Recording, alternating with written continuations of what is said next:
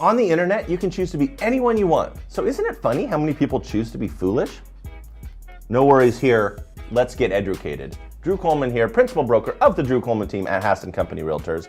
And I don't want you to be foolish. I want you to make better real estate decisions. Stick around. We'll keep this as brief as boxer briefs. First up, average sales price. It increased a smidge, 0.8% from $501,753 to $505,784. Year over year prices have gone up a charming 4.8%. That's an honest number. You want to know not a fun number? Average list price, $619,058. That's a pretty big gap, people. For condos, townhouses, the average went from $344,596 to $411,555, and yet another wild oscillation. So definitely educate yourself before making any moves, especially if you're a first-time home buyer.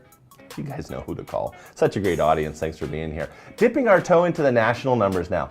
You know how it goes. These figures are delayed by a month as the government gets it all together, if they ever do that. So in October, the preliminary data indicates $309,500 for existing homes, little $1,000 drop, and increased about $20,000 to $383,300 for new homes. As is typical for this time of year, sales dropped precipitously by 30.7%. The ones that are closing also down 14.9%. Average days on the market jumped up 8 days to land at 48 total days to sell for detached homes, and increased by 1 day, land at 46 for those condos and townhouses we were talking about earlier.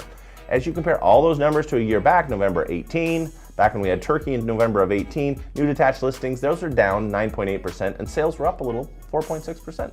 Pretty balanced overall. Locally, inventory ultimately shrank from 2.3 to 1.9 months of supply. Nationally, a lot higher, seeing big inventory numbers around the nation. 5.3 is the number that we see in months as we look at those numbers that are a month behind. West Coast pricing, baby, it's real.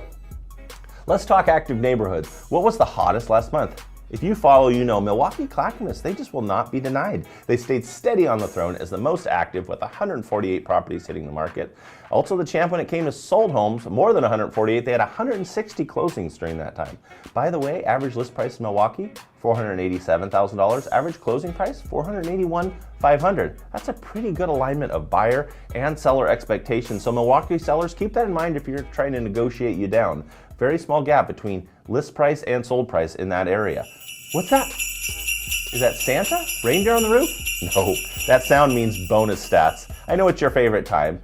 If you're as nerdy as we are about the real estate market, this is the kind of stocking stuffer to get excited about. And we've got two fascinating subjects for you today.